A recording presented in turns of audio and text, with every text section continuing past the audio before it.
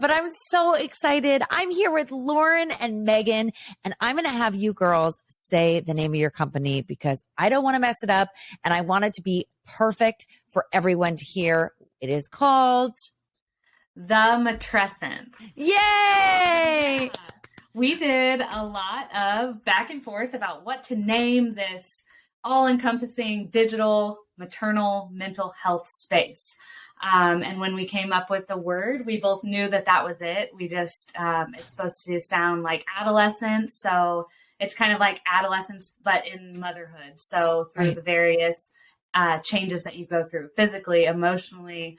So it's supposed to kind of coincide with that stage of life. It's literally the most perfect word to describe everything, because when you think of adolescence, you're like, oh gosh, I know. You immediately will go to every single thing about your adolescence, right? The highs, the lows, the like cute stuff, the like really not so cute stuff. So this is the perfect word to describe it as well. So I'm so happy. Thank you so much, first and foremost, for coming on Emotional Support. There are so many people on social media that I have newly discovered through my own pregnancy and now, postpartum.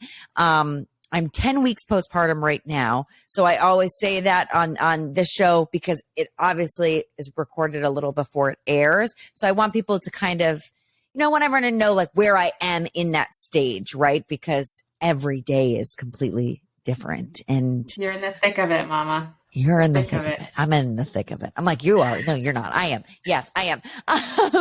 And currently my mom is watching the baby. So it's like really fun. Now I get to have like girl time and be a little naughty and get all the good questions in. So I have to tell you, I found you girls because there was one particular viral video that was talking about postpartum depression. And it was talking about how this is what it looks like. And it was a smiling mom with her baby. And I was like, God, that is literally how I feel. No one would know that I had anything going on inside me, right? Anything going on emotionally, but yet there we are, that this is all just true. So how did this all start? How did you two get together to decide to do this? Was it through your pregnancy? Was it through other friends' pregnancies or family? How did it start? Right. Yeah. This is a huge culmination of 6 very different birth, pregnancy, postpartum experiences. I didn't struggle with my first at all. And then I was blindsided by postpartum anxiety with my second. Didn't have the support in place, kind of had dealt with anxiety my whole life, thought that I would know how to recognize that, where to find support. I work in healthcare.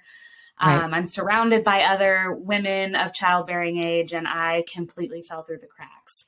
So I was personally recognized it in hindsight in my own life, and was working as a nurse in the NICU with preemies and those mamas and sick babies, and recognized it professionally as well, that moms just weren't getting the support they needed from trying to conceive, through that fertility journey, through pregnancy and postpartum and all the various experiences of that, all the way through, seasoned mama pulling her hair out, just with burnout and rage and everything that comes with this chaotic and beautiful season of motherhood. So I quickly decided that I needed a career shift. I was passionate about filling that void and went back to school to serve that space and kind of buy myself some time and credibility, and went to Psychiatric Nurse Practitioner school. And through that process, COVID hit. And oh, wow. So you were really in the thick of all of it at once. Wow. Yes. Yeah. So through the program, just, was kind of dreaming of how to fill that gap for moms and how to keep people from falling through those same cracks that I did. And teamed up with Megan, who's more of the business and marketing guru. I'm the kind of science and passion behind the idea. And we teamed up through COVID and created a digital version of what I visioned a space being that moms need so badly. Yeah, we really wanted to meet mamas where they are. And at the time, and still currently, that is, up in the middle of the night nursing, or on the basement floor during quarantines, or just feeling lonely and isolated, sticking to that nap time schedule, even those routines. It can feel like a really lonely time, even though you're constantly being touched by someone. Right. So we just wanted people to hear our stories, to feel validated, to provide a safe place for connection. So in our app and community, you can have discussions that you don't want to have with a huge social media following and everyone's reading your story. Maybe you want it to be more private and you want to have some deeper conversations that maybe you don't want to have with your sister or your best friend yet. So we provide that safe space that is filled with science-backed research from all the experts, whether that's a lactation consultant or a pelvic floor physical therapist or a therapist, people that are there to help you. And then also mamas who are in the thick of it right alongside you, providing their experiences too. Which I think is so important. And something that you brought up, which hit so at home to me, is talking about how lonely it can be, even though you have this like physical being that is literally on top of you, probably 24 hours a day, I would say. Maybe not that much, but it feels like that. And I thought that I was just super lonely during my pregnancy. And I thought that that was just like a rare thing. And once I had the baby, like that loneliness would go away. And don't get me wrong, I'm married. I like live with my partner, like my husband, I live with the baby. My mom was staying with us for the first 3 weeks postpartum, but there's something about that loneliness continued on.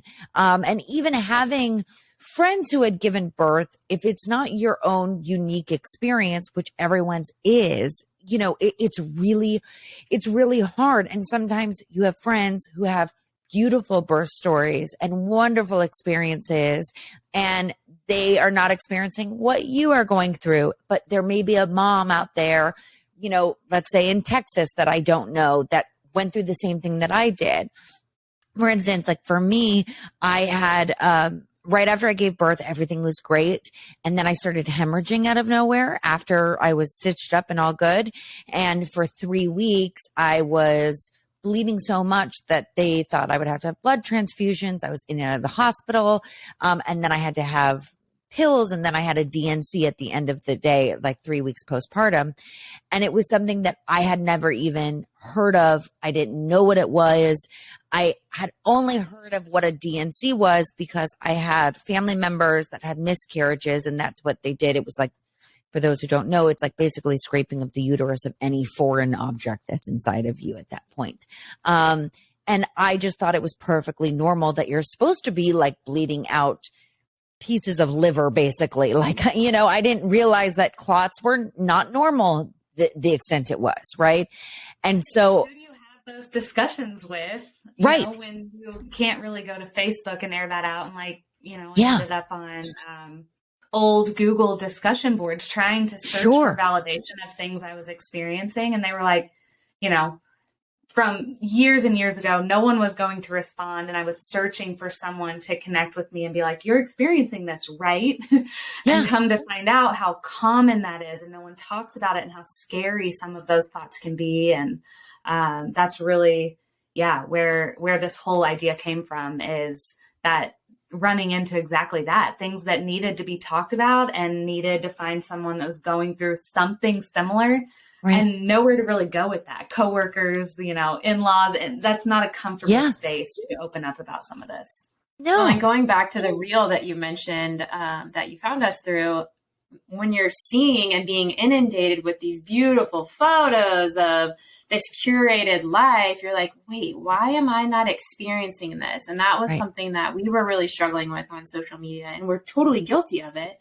You do just show the happier, perfect sides, and it's harder to show the whole story. But we just want to show a little bit of both sides so people know that we don't want to be fear mongering, but also like there is a reality out there that it's hard in lots of different ways. And how do we just tell other mamas' stories?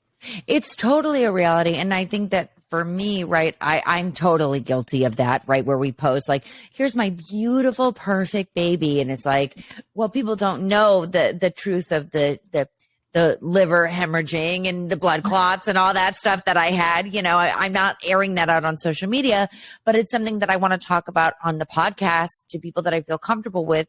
Just like I spoke about in another interview, how I have I need pelvic floor therapy. No one ever talked to me about that before. I pee my pants probably 4 times probably more than that a day. And I like can't help it. And I was like, I knew that things would be crazy, right? The first couple weeks, but we're going on week 10 now. And why is this not getting any better? And I'm just starting pelvic floor therapy, but these are things that weren't talked about. And you feel like, when am I going to feel, and I use this in quotes, normal again? Right? That's what was going through my head. And I would just cry and cry and cry to my husband whenever my baby was asleep, because I didn't want her to see me crying. Why? I don't know. That was just my thought. I was like, she can't see me crying in the first week.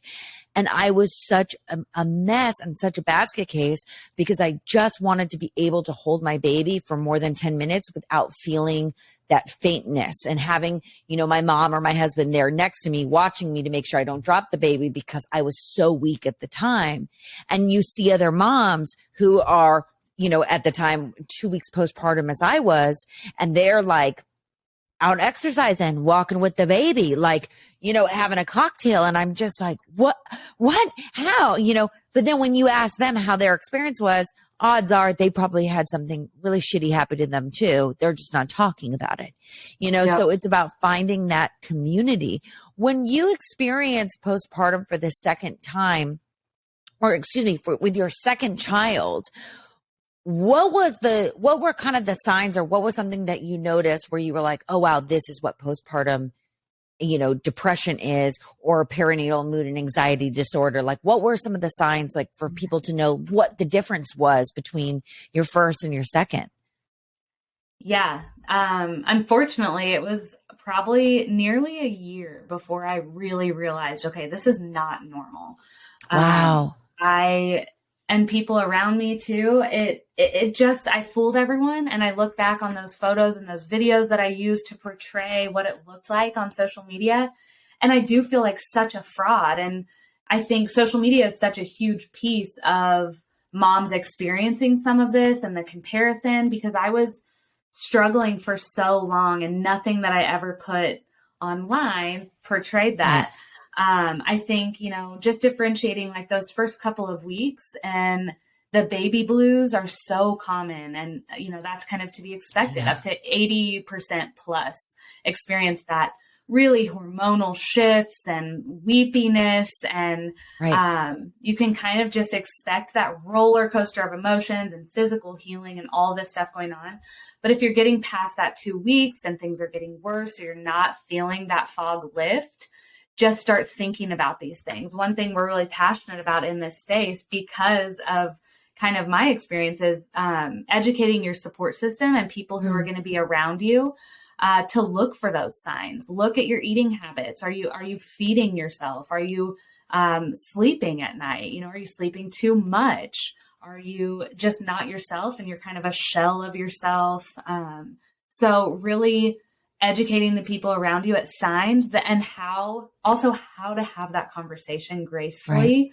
Right. I think that's a really hard part, is people, even friends, can notice she's just not herself. She's not, getting back and doing things that brought her joy before, during pregnancy, and educating about ways to softly bring that up, and really compassionately just hold space so that person can feel like they can open up to you.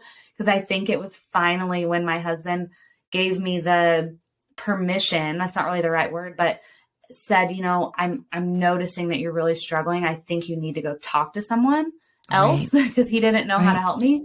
And that was the ultimate turning point, is him being like, I noticed something's off. You need to go talk to someone. And that kind of gave me the go ahead to kind of start to heal from what I went through.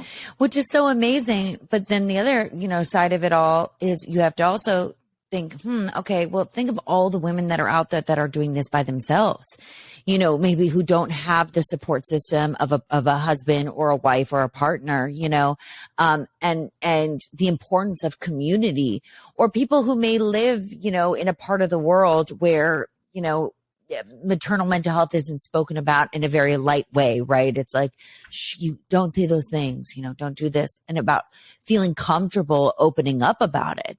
And I think that that's what's so cool. Something like your group and your community that you've created creates that that trusted space. I never say safe space because I don't believe anything can be safe, unless you're really like controlling it, but it's a trusted space and it's beautiful. It's absolutely beautiful what you've created.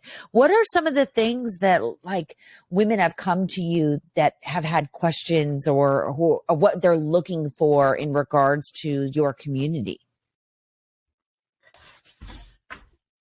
I think a lot of people are looking for connection and just validation that they aren't alone, whether it's the exact same experience, which it's not going to be. Everyone's experience is unique. Like you said, everyone's support system's different. Everyone's situation is very unique to them, but something that they can connect with that you might be struggling with too.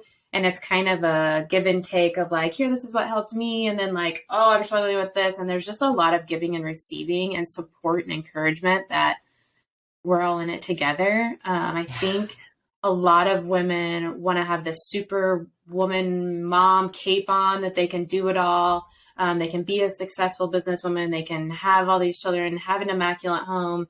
Yeah. And you can, but usually not all at the same time. There's got to be some give and take. Or without a lot of help. Yeah.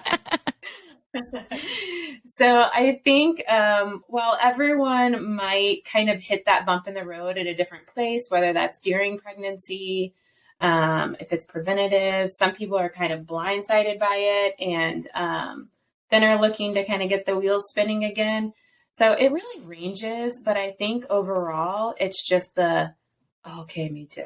I think there's a huge weight off of people's shoulder when you're like, oh, you want to like poke your husband when he's sleeping through the night and your life has been completely turned upside down and he's seemingly on his way of normalcy. And you're like, that's not fair. You're like, that's not how this goes, right? Like, that's not how this exists. Like, I remember being so pissed off at my husband because like he could pee like a normal person and it didn't hurt. And I was like, what is that like? What is that like as literally my baby is literally on top of me, like mouth in my boob and I'm sitting on the toilet. I'm like, this is just romantic, right? This is just the cutest thing in the entire world. Like, this is just, what's that like, And it's true. It's about having that, like, it's like creating friendships with people too. And I think that that's another thing. There's a lot of like, I don't know, I'm certainly experiencing it. I was experiencing it a little bit before and now I'm experiencing it, and not with my close friends, but kind of like peripheral friends of, there's a lot of mom shamers and there's a lot of, oh, if you don't do A, B, and C, your kid's not going to hit the milestones. Or if you haven't done this, like you're not going to get your body back in order. And I'm kind of someone that's very woo woo and believes in all different types of different modalities. And like I did belly binding, or tried to do it for as long as I could. And then had to take a break when I was bleeding and go back and forth, but do certain things. And they're like, oh, well, if you don't do this, you can't get your body snatched in place. And, if tummy time doesn't work, if she doesn't lay in her tummy for 20 minutes, it's not.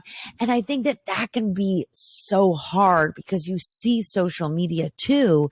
And like we said, there's this like false narrative with a lot of things and we're all guilty of it, but you see these like super babies now, at least I have, because that's my algorithm now. And I'm like, wait, if she doesn't do this, like it doesn't mean she's going to be okay. And then a friend of mine who has a son that graduated college, he was like, my wife experienced that when our baby was 18 months old and hadn't started like properly walking yet and was talking, but it was one or the other. And he said, I turned to my wife and said, it's not like he's going to crawl to college. Like he will figure out how to walk. It's okay. He's going to eventually get there. And I was like, oh, well, when you put it that way and you put it into perspective, like, yeah, he's going to be able to hold his head up in college. Like, you're right. He's going to be able to do that. But it is that constant, pressure, which then adds the anxiety even more on yourself. What would you say to moms out there that are experiencing that, AKA me? The comparison trap is real. We have talked about it a lot. We've used our middles are like 10 days apart, and we've used them as an example. The variations of normal in children are vast. Wow. Comparing, especially in the early. Oh man, in the early times, right? we would talk about our middles because hers is a little girl in the 5th to 10th percentile. Mine was a massive child, and it just, hers was walking sooner. Mine was a total blob, both on the spectrum of normal. So and I think for first time moms, that can really get to them as they're following certain apps that I think are super educational and wonderful, but like, take them with a grain of salt. Sure. Don't let them control your day to day and be comparing your baby to these milestones. If there's a problem developmentally, your pediatrician's going to recognize that. So I think just allowing yourself to just be a mama and be present and not playing that doctor and developmental specialist, because there's such a huge range of normal. Yeah. And that just steals the joy out of a lot of things. Something I find helpful, if it is social media that you feel is triggering for you, is maybe muting those people, knowing who those specialists are and going there when you see a problem, but not being like, oh, well, she doesn't do that. And it setting off this alarm system that totally doesn't need to be there. You weren't even aware of it. Right. It's all good. But maybe you're like, maybe I want to learn a little bit more about this, and just go find that. You don't need to find the whole, every single detail that might overwhelm you and is just unnecessary anxiety. Well, totally. And I think it's even, it's hard for everyone, but I think that, whether you had a complicated pregnancy or not, it's like, you think that the anxiety is going to go away once the pregnancy is done, but it continues. And then you're like, how do I get this anxiety to stop? And you realize it's never going to stop, because now you're responsible for a human being. And it's like, oh, wow, this is crazy. Yeah, your heart walking outside your body is wild, but it is the most outside your body. Yeah, no, it's so wild. And it's funny because I interviewed so many women that were, and men, but that were specialists in postpartum depression and perinatal mood and anxiety disorder. And, I had all these resources at my fingertips, like if I needed it. And I did not experience it to the extreme, but I would say the first 2 weeks was like, oh my God, someone's going to drop my baby. Like their head's going to be on the ground, and it's going to explode. And then what's going to happen? And then I'm going to jail. Your mind goes to that. And it's so terrifying as a mom to be like, oh my gosh, is this feeling ever going to end? When you were experiencing it, what was something, when you got help and you went to a therapist and had that conversation, was there any other type of modality that you were practicing at the same time that helped as well, like meditation, or was really truly just therapy what did it for you that helped you get out of that extreme, anxiety and mood disorder? Yeah. We talk a lot about building your toolkit and finding what works for you and how that is constantly going to be changing. Yeah. Mine looks different day to day, month to month. But we do a lot of education on small shifts that you can do that are attainable in motherhood. It's hard to do all or nothing on some of the recommendations. But at the time for me, it was therapy and medication. And I'm a really strong advocate for using the tools that are available to you and educating that, if you are in a low, or you're in the thick of it and you're not able to make those small lifestyle changes, you're so anxious or you're such in a low depression that you feel unable to make the sleep changes, the diet changes, the exercise, meditation, therapy's not touching it. Using medication is okay. And I think that was a huge piece. And it's great. It works. It works. It's there for a reason. People have dedicated their lives to the research and prescribing of those medications. And I don't believe it's a fix-all, but I do think it can lift the floor for people who are truly struggling to be able to implement other changes that have worked.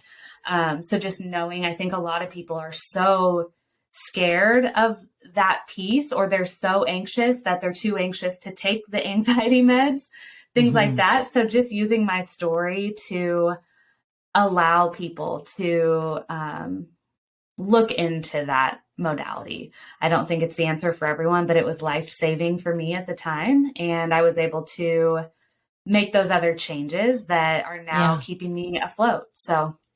Oh, I absolutely love that. What is something that you would say, like the majority of the mamas that want to come and join your community? What's something that they are saying, like the general consensus of what they're lacking?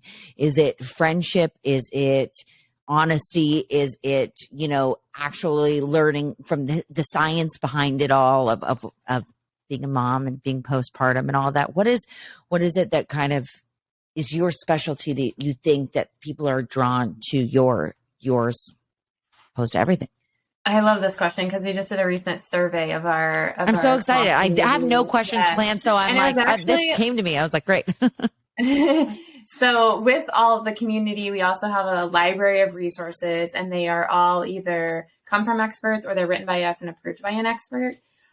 So I think it's the free of opinion. There's a lot of bloggers. There's a lot of mommy accounts, and it can be so overwhelming to be like, oh my gosh, I have to do baby-led weaning. And then it's like, but I'm terrified they're going to choke, so I'm going to do purees. And then it's like, oh, well, nothing is exclusive in motherhood. Right. That black and white, you're breastfeeding or you're not, like throw it out the window. Great.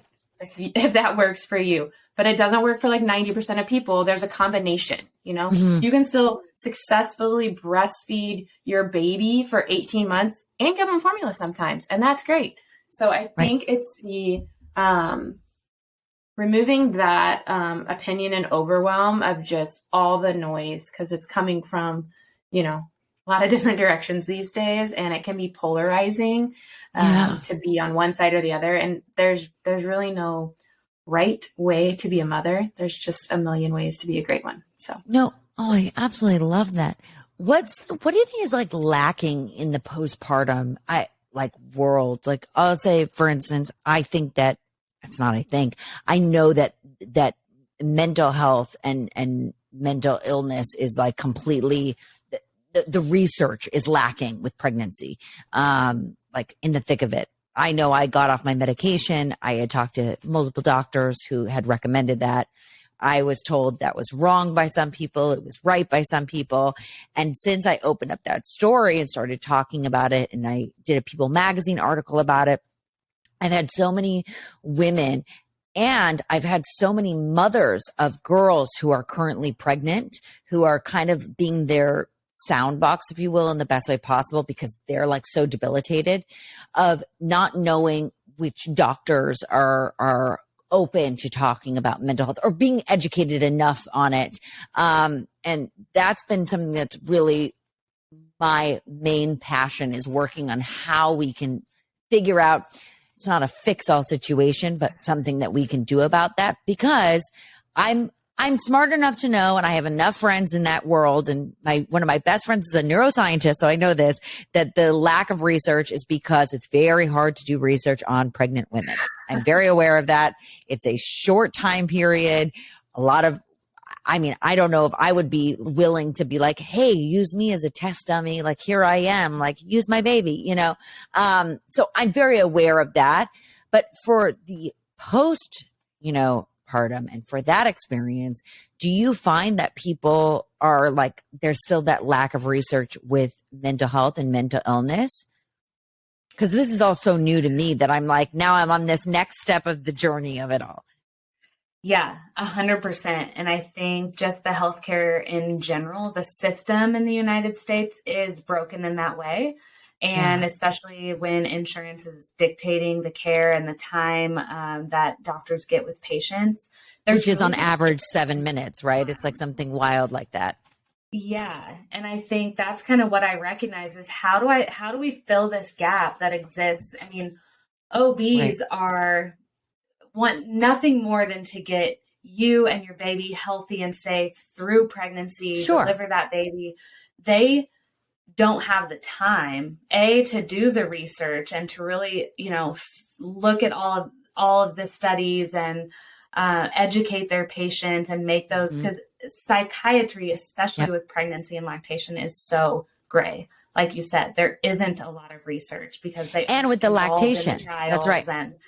Right. So it does take a lot of time to sit with a patient and go through your entire history of how debilitating your mental illness is and how long it's been going on, what works for you, what has happened when you have not been on medication. Like that takes a long time. And I think the problem is lack of time in an OB setting. And then it's so hard to get in with a mental health professional that when you're going through pregnancy and you're already in the fog of the million decisions going on with everything else, mostly related to baby, that moms forget to check in with themselves.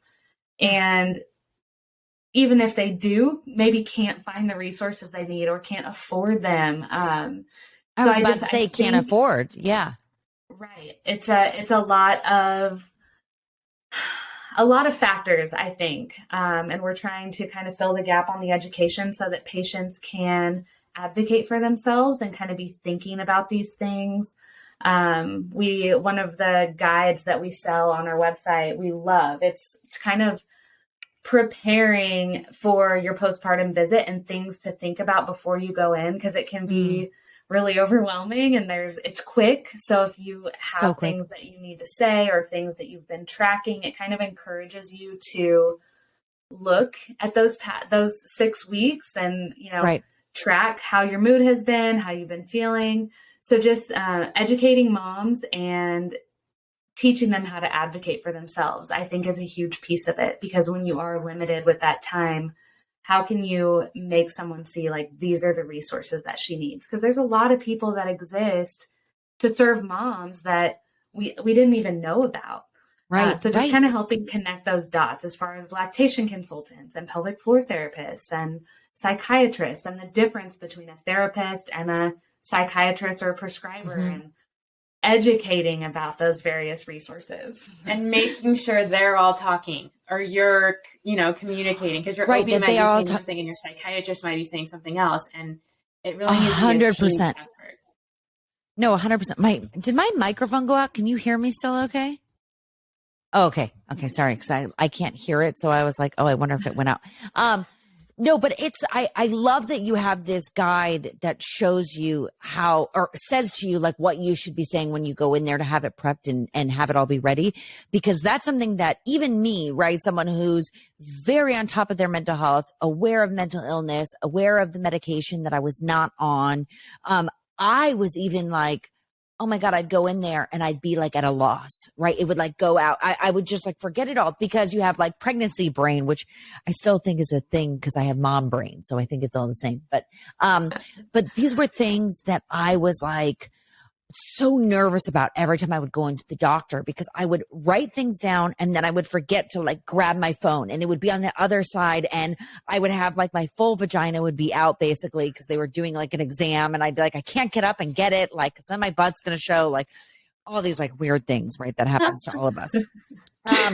But I think that something that was so important to me that I have not found, except for, and I will say I am so thankful for social media, is I wasn't even aware of what pelvic floor therapy was. If it wasn't for my belly binding, the woman that did my belly binding, who had recommended it to me and said, I really think that you need to be, meeting with a pelvic floor therapist, or at least get an app that's going to teach you how to do some of the exercises.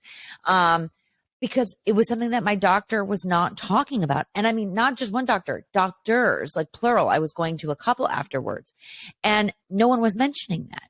And I was like, oh, right. Like, and then when you're in the hospital, I had given birth. No one taught me how to breastfeed. That was something that I was like, oh, we're just not going to tell me when I should do this. Like, do I go now? Like, do I not, And then I had a lovely nurse that was helping me out in the hospital. And then I had an awful nurse that I cannot express enough, because actually a friend of mine had the same nurse and she had the worst experience as I did. And this woman made me hysterically cry. My husband had gone downstairs to go give our birth certificate for our daughter, like to give the name. So he was not there to have my back. And I just remember being like, what do you mean I'm doing it wrong? She was like shoving my baby's head into my breast and was like, this is wrong. You need a nipple guard. And then she got one of those nipple guards. She's like, you have really short nipples. Your baby is starving to death. Like all this stuff. And I was like, Oh my, like it was like it was so crazy. And to know that it went to the other girl, my friend experienced the same nurse, made me kind of feel okay, as terrible as that sounds, because I was like, oh, it's not just me, that's experiencing this. But I was like, oh my God. And then a lactation consultant came in because one of the doctors saw that I was freaking out and I was hysterically crying. And the lactation consultant came in and she was like, you're fine. Your baby is beautiful. Your baby is full of life. It is eating enough. This nurse had me doing the expressing colostrum and then into like a little thing to then feed the baby. It fell on the floor. It went everywhere. I had no more colostrum left. She was like, we're going to formula feed right now. And I was like, wait a second. Like, isn't there a formula shortage? Like there was needless to say, it was like a nightmare. And that was my first experience. But thank God I had this wonderful lactation consultant that came in. And she just reassured me that like everything was fine. And like joke was on that one nurse because I literally came home. I saw a friend of mine and I didn't have my shirt on and I just had milk just like flowing on the floor. And I was like, see, it did come in. I'm not starving my child. Like, but I mean, these are things that I thought it was only happening to me and that therefore I was starving my child. And for that 2 hours or whatever, I was like, this is it. Like it's completely over and done with, so I think but I think that this kind of shit happens all the time. And like, that's the point of your, community, which is great that people can have these conversations together to know that they're not alone in this situation. Yes, absolutely. And so that's why, in your words, we want to be that trusted space. We want to be thought of as a preventative care. So when you're experiencing that, I love that. Screw that. I'm going to get on my app and I'm going to chat with some mamas for some advice or find a lactation consultant in my area that can help me when I get home because you're able to set aside that that's BS. But that's really hard to do in the moment. Well, and I was so lucky too, because I had, thankfully my hospital provided me with this amazing lactation consultant, but then I had another friend of mine who had messaged me out of nowhere, out of the blue. I hadn't talked to her in a very long time. And she was like, congratulations on your pregnancy and your birth. If you ever need a lactation consultant, just out of nowhere, she's like, this woman is absolutely amazing. She will come to your house and she's going to make, and I just was like, wow, like I didn't realize how important that was to me, that I needed to hear that from someone else, that I needed to know like, okay, because it wasn't provided for me, and thankfully my pediatrician provided a great resource of cranial sacral therapy for my baby and lactation consultants and all sorts of specialists and acupuncturists. But yeah, I mean, it's something that's really hard. Is it weird being in being a nurse and being in this field and seeing all this, like where you're like, wait, but why aren't you doing this? Why aren't you going the extra mile? Because you want to go that extra mile with your like clients? Yeah, I mean, it's been such a fun transition, kind of being mom, being nurse, kind of trying to create things from like backwards from where I was, in my experience, and really trying to just remember all those pitfalls that I came into and trying to create resources around that, what could have helped me in my situation, and then opening up that story. After I shared initially when we started this space, after I opened up and kind of shared my story, it was heartbreaking, but also so cool. The amount of people who reached out and sent these, it gives me chills, these heartfelt, so incredible beautiful stories of what they had been through, and using those and all of our friends and family who have supported us through this endeavor, using their struggles and things that they've faced to really curate the resources and offerings that we offer. I love that. Oh my gosh, this is so great. Is there anything else that you want my listeners to know about your community? Yeah, I would say we have a lot of free resources on the blog, whether that is preparing for your 6-week checkup, Lauren's full personal story, our favorite tips on our toolkits and things we use. So there's a lot of free resources on our blog. Follow us on Instagram at the Matrescence. And we would love to offer your community the first month free, so they can just use the code free month. And yeah, just oh my gosh, connect amazing. with us. If you have questions, it's us.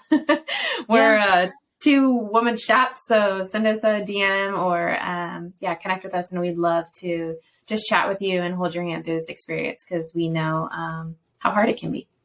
Well, I had to ask you, my final question I ask everyone is, what is your emotional support? Mine's my journal.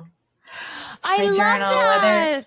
Whether it's in the morning, doing gratitudes really sets me in a positive mindset for the day. Or if it's at night, it was like, why were you crying over that spilled milk? Oh, it's because like maybe you only slept 3 hours last night, or like trying to come up with solutions, trying to connect the dots. Sometimes it's just you're in your feels, and that's okay too. But it helps me get out of my head instead of going into a spiral. A journal was such an important part of my pregnancy journey, like for my tool, like was part of my toolkit, because it was something that I never was like a writer. I was never like, oh, I feel the need to write this down or jot this down.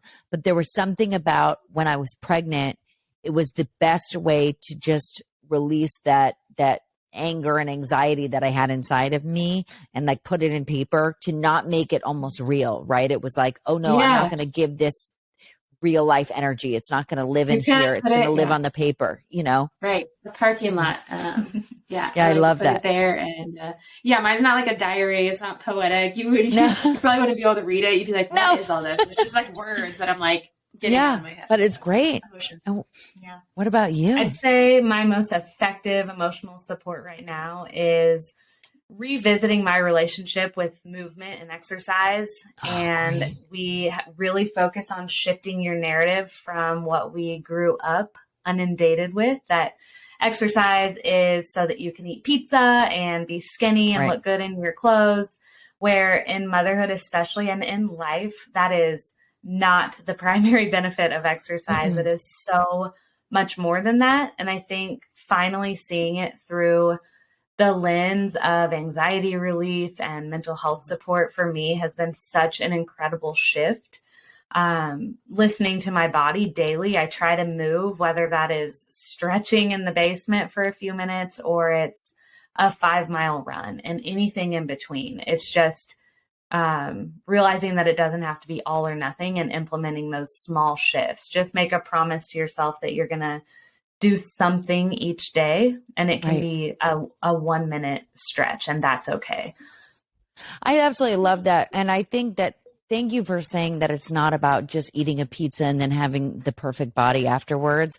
Because when I was pregnant, I had a really low placenta. So starting the beginning of the second trimester, I wasn't allowed to do Pilates, or I'm a dancer. So for me, that was my way of getting out of my head. Right. So hence why I found the journal. So this is kind of funny how it's both together. But like the most I could do was like walk around the block, and like not a fast walk, and I have yet. And so that's what I was looking so forward to after I gave birth, was being able to go back to dance and create that movement again and get that energy release out.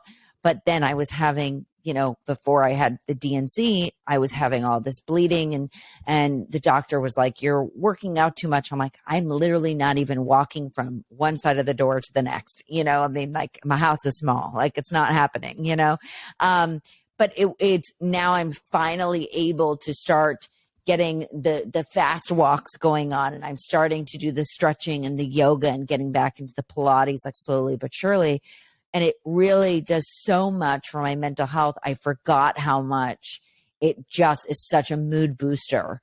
And just taking even 15 minutes doing a stretch is truly just, I never knew like what a delicious treat that would be emotionally and mentally. So Thank you for saying that. Those are two incredible answers, like absolutely loving this. And I can't thank you enough. I'm going to provide, I think, probably a code or something, or let everyone send you a DM, and you can say that you're with Emotional Support.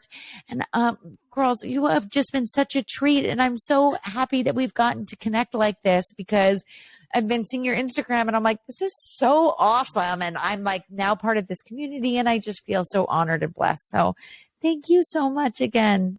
Oh, thank you for having us. This is such a breath of fresh air, and just being able to really open up these conversations and reach more mamas. And that's what it's all about, is really just making everyone feel a little bit less alone.